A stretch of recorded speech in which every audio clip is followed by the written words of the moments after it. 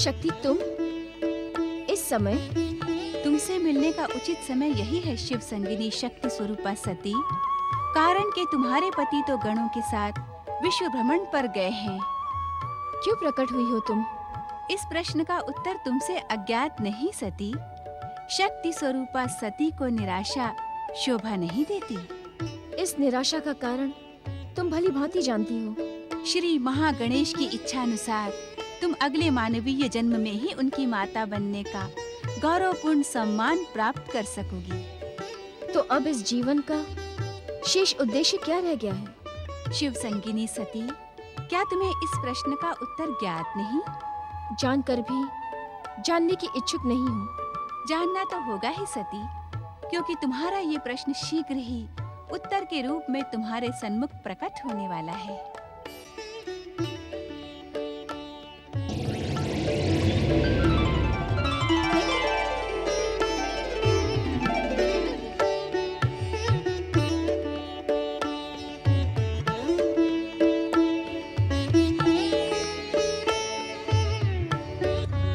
हाँ मंत्री जी, इन सभी आमंत्रित अतिथियों को महायज्ञ का निमंत्रण भेज दिया जाए। जो आज्ञा पृथ्वी सम्राट। और स्मरण रहे, इस सूची के अतिरिक्त अन्य किसी व्यक्ति को आमंत्रण भेजने का दुस्साहस न किया जाए। आप निश्चिंत रहिए पृथ्वी सम्राट, आपकी आज्ञा का पालन होगा। और हाँ, महायज्ञ स्थल के मुख्य द्वार पर सुरक्षा व्यवस्था सुदृढ़ कर दी जाए, जिससे एक भी अवांछित व्यक्ति वहां प्रवेश न कर सके। ऐसा ही होगा पृथ्वी सम्राट। अब आप जाएं और महायज्ञ स्थल की समस्त व्यवस्था का स्वयं निरीक्षण करें। जो आज्ञा पृथ्वी सम्राट। पृथ्वी सम्राट प्रजापति दक्ष की जय। पृथ्वी महारानी वीरनी की जय। स्वामी, आप महायज्ञ में शिव सती को आमंत्रित क्यों नहीं कर रहे हैं? क्योंकि शिव और सती इस महायज्ञ में आमंत्रण के योग्य ही नहीं है। ये आप क्या कह रहे हैं स्वामी? वे आपकी जामाता और पुत्री हैं। हाँ। भूत पिशाचों से सेवा करवाने वाले उस श्मशान वासी का ब्राह्मणों की इस महासभा में क्या काम? और सती ने तो हमारे साथ विश्वासघात किया है, उसका दंड उसे भोगना ही पड़ेगा। स्वामी, जो बिंद गया वो मोती। बीती बातों को भूल जाए स्वामी। भुला दें? ऐसे भुला दें महारानी? हम भुला दें? अपने अपमान को भुला दें? अथवा शिव का अपमान करने वाली उस घोर प्रतिज्ञा को भुला दें? क्या आप क्या कहने की इच्छुक है महारानी? लंबी प्रतीक्षा करने के पश्चात दक्ष प्रजापति को मायावी शिव का अपमान करने का अवसर प्राप्त हुआ है।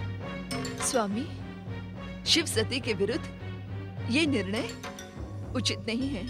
महारानी, हमारे निर्णय पर प्रश्न उठाकर आप हमारा अपमान कर रही हैं। सावधान! दक्ष प्रजापति के क्रोध का परिणाम आपके हित में न होगा। स्वामी,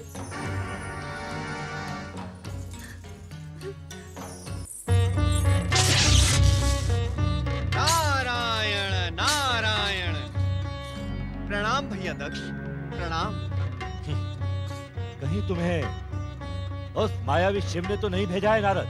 गंग गंग गंग गंग गंग। भैया दक्ष, आप ये क्यों नहीं समझते कि भगवान शिव किसी को भेजते नहीं?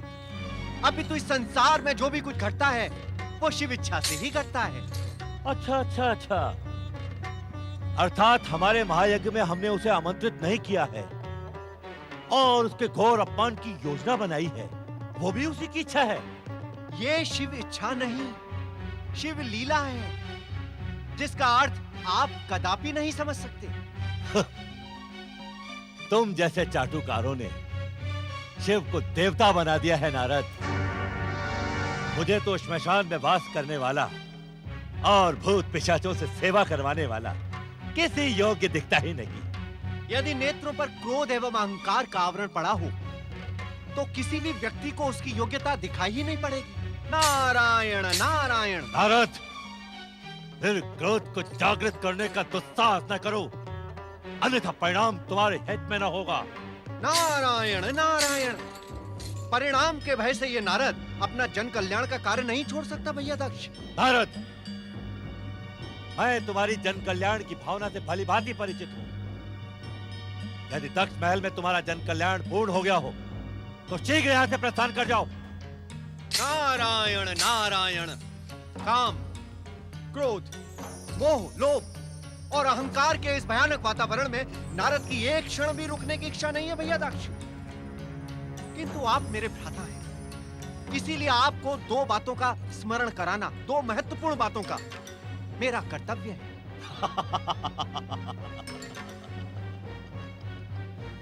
तुम्हारा व्यक्तित्व भी बड़ा मझोला है नारद, जो अपने अपमान की चिंता किए बिना हमसे दक्ष महल में प्रार्थना करने आ गए। नारायण नारायण, यही तो नारद की जन कल्याण की भावना है, जो अपने अपमान के लिए नहीं, दूसरे के कल्याण के लिए चिंतित रहती है। नारद, मुझे तुम्हारी दीनता पर अट्टहास करने का मन होता है। कहो, क्या प्रार्थना करने आए थे तुम? प्रार्थना नहीं भैया दक्ष, आपको स्मरण कराने आया हूँ। स्मरण, नियंता की कृपा से आपको अपने इस महायज्ञ से अपने भयंकर पापों को पुण्यों में बदलने का महान अवसर प्राप्त हुआ है। नारद, कह लेने दे भैया दक्ष, कह लेने दे। यदि नहीं कहा तो ये संसार नारद की जन कल्याण की भावना पर प्रश्न चिन्ह लगाएगा। दो महत्वपूर्ण बातों का स्मरण रखना भैया दक्ष। एक तो महायज्ञ प्रारंभ होने से पूर्व प्रथम पूज्य श्री महागणेश की अग्र पूजा करना। दूसरी, यज्ञेश्वर शिव तथा सती माता को स्वयं जाकर आमंत्रित करना। नारद, तुम शीघ्र से प्रस्थान कर जाओ, अन्यथा हमारा श्राप तुम्हें भस्म कर देगा। नारायण नारायण, भैया दक्ष, यदि आपका श्राप मेरे योग्य होगा ही नहीं, तो श्री महागणेश की कृपा से वो मुझे स्पर्श भी नहीं कर पाएगा। दुष्ट नारद! भैया दक्ष, क्रोध स्वास्थ्य पर प्रतिकूल प्रभाव डालता है। नारायण नारायण, संसार में वो कार्य सिद्ध हो ही नहीं सकता जो महाशक्तियों के प्रति द्वेष भावना से आयोजित किया जा रहा हो। नारायण नारायण।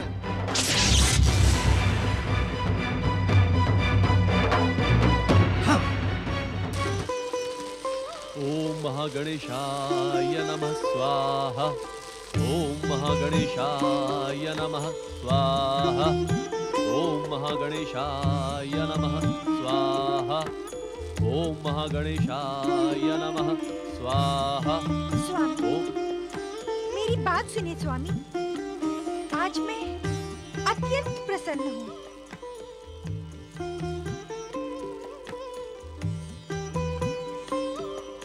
हम तुम्हारी प्रसन्नता जानने को उत्सुक हैं सुमुखी। स्वामी, मेरे गर्भस्थ पुत्र ने जानते हैं मुझसे क्या कहा? क्या कहा दीदी? उसने कहा, मैं तुम्हारी हर इच्छा पूर्ण करूंगा माता। माता पिता की इच्छा पूर्ण करना पुत्र का कर्तव्य होता है दीदी। पिता नहीं, मात्र माता। मेरा पुत्र मात्र मेरा है। मेरी हक के ही कारण आप उसे जीवन देने को विवश हो गए। प्रिय, इस अवस्था में गर्भस्थ पुत्र पर माता की सोच का सीधा प्रभाव पड़ता है। मैं आपसे परामर्श प्राप्त करने नहीं, अपनी प्रसन्नता बांटने आई थी। दक्ष प्रजापति की पुत्री दिति को किसी भी ज्ञान या परामर्श की आवश्यकता नहीं है। मेरा आपसे अपनी प्रसन्नता बांटना ही अनुचित था। नारायण नारायण नारायण, श्रीमन नारायण नारायण नारायण, नारायण नारायण। परम देव श्री महागणेश की जय। जय। देवर्षि नारद प्रणाम। कश्यप आश्रम में आपका स्वागत है देवर्षि। पधारें। सावधान ऋषिवर, सावधान। सदा प्रसन्न तथा आनंदित रहने वाले देवर्षि नारद, आज आप किस मुद्रा में हैं? ऋषिवर, आज मैं आपको पृथ्वी लोक की भावी घटनाओं से सावधान करने ही आया हूं। पृथ्वी लोक की भावी घटनाओं से? मैं कुछ समझा नहीं देवर्षि। ऋषिवर, क्या आपने दक्ष प्रजापति के महायज्ञ का समाचार नहीं सुना? हमने सुना तो अवश्य है देवर्षि कि दक्ष प्रजापति परम पिता ब्रह्मा जी के नेतृत्व में एक महायज्ञ का आयोजन कर रहे हैं। नारायण नारायण। अब आप इससे आगे की कथा मुझसे सुनिए। आगे की कथा? मैं कुछ समझा नहीं देवर्षि। ना ना ना ना ना, भैया दक्ष के स्वभाव को जानने वाला उनकी कथाओं को लेकर चकित नहीं होता ऋषिवर। नारायण नारायण। पहेलियों की भाषा का प्रयोग करके बात का बतंगड़ न बनाए देवर्षि। जो कुछ भी कहना है स्पष्ट कहें। स्पष्ट? स्पष्ट कहूं देवी? कह दूं ऋषिवर? तो स्पष्ट सुने देवी कि बात का बतंगड़ तो अब बनने वाला है। आपके पिता दक्ष प्रजापति ने परम देव श्री महागणेश की अग्र पूजा ना करने का एवं यज्ञेश्वर शिव तथा सती को नामंत्रित करने का निर्णय ले लिया। नारायण नारायण। गंग गंग गंग। ये अहंकार दक्ष प्रजापति का पीछा कब छोड़ेगा देवर्षि? अहंकारी कहकर आप मेरे पिता का अपमान कर रहे हैं स्वामी। नारायण नारायण। देवी दीदी, जो स्वयं परम देव श्री महागणेश का एवं यज्ञेश्वर शिव जैसी महाशक्ति का अपमान करने का इच्छुक हो, हम उसका अपमान क्या करेंगे? उसका तो संसार अपमान करेगा। नारायण नारायण। देवर्षि, मेरे पिता का अपमान करने वाला अभी जन्मा ही नहीं है। देवर्षि नारद अदृश्य हो चुके हैं दीदी।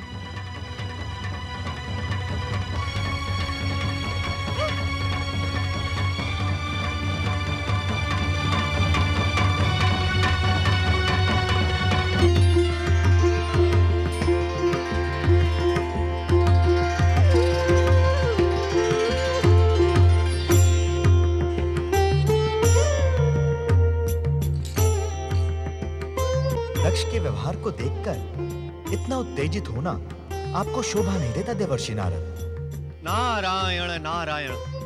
हे परमदेव श्री महागणेश, मैं दक्ष के व्यवहार को देखकर उत्तेजित ही नहीं, व्यथित भी।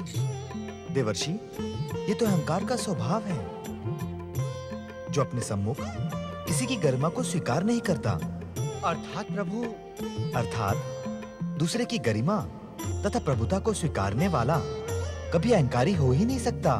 हे सर्वेश्वर, भैया दक्ष मात्र अहंकार का ही प्रदर्शन नहीं कर रहे हैं, अपितु वे तो महाशक्तियों का अपमान भी कर रहे हैं। ये अहंकार की चरम सीमा है देवर्षि, जो दक्ष के सर्वनाश का कारण बनेगी। अर्थात भैया दक्ष का सर्वनाश निकट है प्रभु। देवर्षि, हमारे उत्तर में अपने प्रश्न को ढूंढने का प्रयास ना करें। गंग गंग गंग गंग गंग गंग। प्रभु, आप तो हर समस्या का समाधान है, हर प्रश्न का स्वयं उत्तर है। आपके उत्तरों में प्रश्न खोजना असंभव है प्रभु।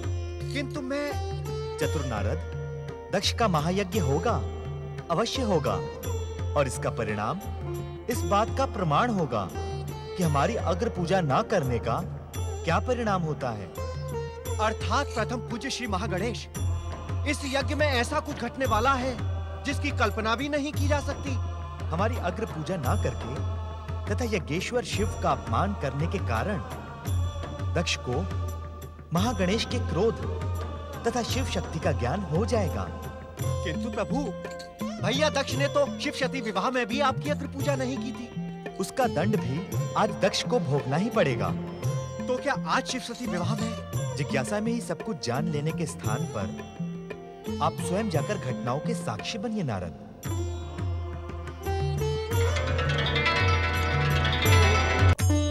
पृथ्वी अधिपति प्रजापति दक्ष, मैं आपका कुल पुरोहित भृगु आपसे इस महान महायज्ञ को प्रारंभ करने की अनुमति मांगता हूँ। यदि मुहूर्त का समय अनुकूल हो तो महायज्ञ आरंभ किया जाए। ओम गम गणपतये नमः। ओम गम और हमारे यज्ञ के बिना गणेश का आह्वान क्यों कर रहे हैं?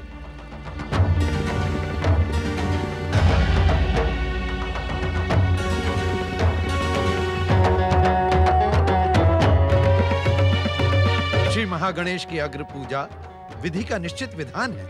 उनकी कृपा से ही प्रत्येक मांगलिक कार्य निर्विघ्न संपन्न होता है।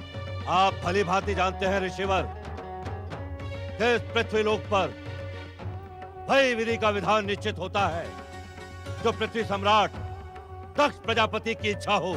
आपकी इच्छा आपसे वेतन पाने वाले स्वीकार कर सकते हैं प्रजापति दक्ष, किंतु ऋषि समाज इसका विरोध करेगा।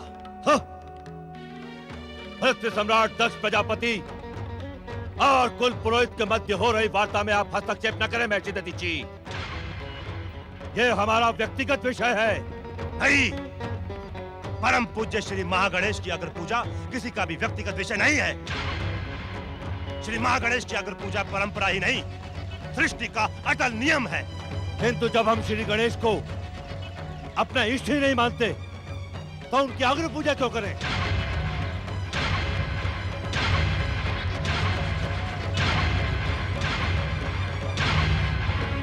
क्योंकि श्री महागणेश की अग्र पूजा किए बिना आपका महायज्ञ सफल हो ही नहीं सकता।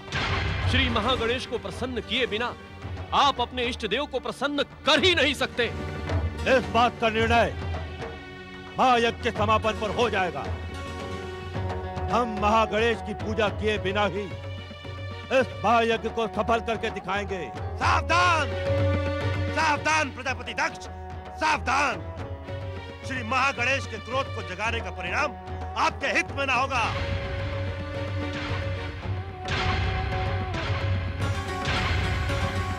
महर्षि दधीची, अगर प्रजापति दक्ष श्री महागणेश को अपना इष्ट नहीं मानते तो हम किसी अन्य महाशक्ति की अग्र पूजा करके महायज्ञ का प्रारंभ कर सकते हैं। इसमें तो आपको कोई आपत्ति नहीं होगी महर्षि दधीची, क्योंकि इस महायज्ञ का प्रयोजन प्रजापति दक्ष पृथ्वी लोक पर अपना प्रभाव सुनिश्चित करने के लिए कर रहे हैं। महायज्ञ अथवा धार्मिक अनुष्ठान का व्यय उठाने के कारण धर्म का परम पावन कार्य किसी की व्यक्तिगत संपत्ति नहीं हो सकता। धर्म की गरिमा को धूमिल करने का दुस्साहस ना करें आप लोग। महर्षि दधीची, हम तो परमदेव श्री महागणेश के स्थान पर यज्ञेश्वर शिव की अग्र पूजा करते हैं। ये तो अनुचित नहीं है। क्या आप सबकी बुद्धि को क्या हो गया ऋषियों? उस श्मशान में वास करने वाले और भूत पिशाचों से सेवा कराने वाले शिव का इस महायज्ञ में क्या काम? उस शिव के कर्मों को देखकर तो उसे ब्राह्मण, क्षत्रिय, वैश्य और शूद्र चारों वर्णों से बहिष्कृत कर देना चाहिए।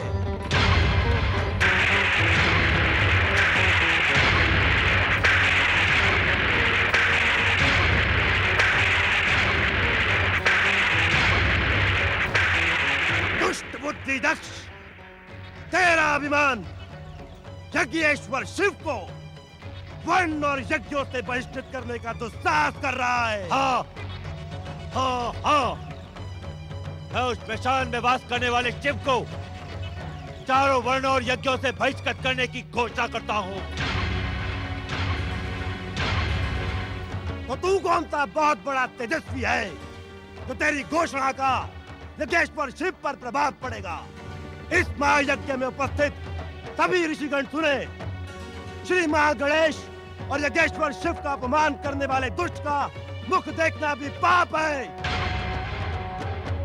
मैं इस महायज्ञ के बहिष्कार की घोषणा करता हूँ।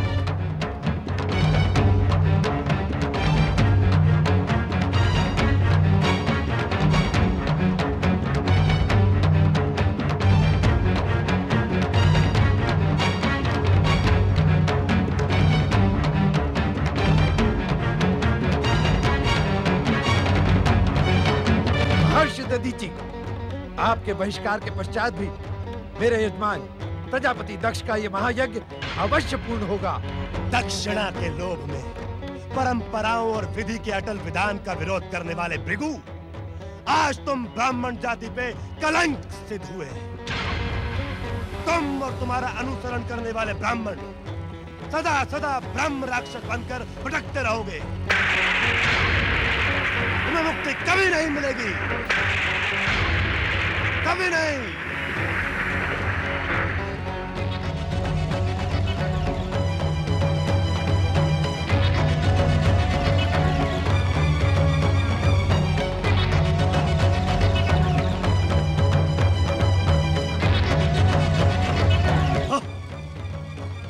यदि ये पृथ्वी सम्राट दक्ष प्रजापति का यज्ञ स्थल न होता तो अब तक के हद बुद्धि दधीची यमलोक पहुंच गया होता।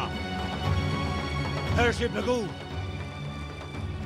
आप सृष्टि पालक श्री हरि विष्णु अथवा परमपिता ब्रह्मा का मंत्रों द्वारा आह्वान करें। यही उचित होगा सम्राट। ओम ब्रह्मदेवाय नमः। ओम ब्रह्मदेवाय नमः। ओम ब्रह्मदेवाय नमः। ओम ब्रह्मदेवाय नमः। ओम ब्रह्मदेवाय नमः। ओम ब्रह्मदेवाय नमः। ओम ब्रह्मदेवाय नमः। ओम ब्रह्मदेवाय नमः। ओम ब्रह्मदेवाय नमः। ओम ब्रह्मदेवाय नमः। ओम ब्रह्मदेवाय नमः। सृष्टि रचनाकार परमपिता ब्रह्मा जी की पालनहार श्री हरि विष्णु की यज्ञ स्थल में उपस्थित ब्राह्मणों, सृष्टिकर्ता ब्रह्मा जी और सृष्टि पालन करता श्री हरि विष्णु की उपस्थिति इस बात का प्रमाण है कि उस हद बुद्धि दधीची का शाप व्यर्थ हुआ। पुत्र दक्ष, हम भृगु ऋषि के आह्वान को सुनकर ही उपस्थित नहीं हुए हैं। अपितु तुम्हें ये परामर्श देने आए हैं कि यज्ञेश्वर शिव को आमंत्रित किए बिना तुम्हारे इस महायज्ञ का आयोजन व्यर्थ है। शिव कल्याण के प्रतीक हैं, क्षमाशील हैं। अपने अपराध की क्षमा मांगते हुए उनका आह्वान करो। असंभव। हम उस शिव को आमंत्रित करें, यह संभव है। हम तो उस नंग धड़ंग शिव का मुख देखना भी पाप समझते हैं।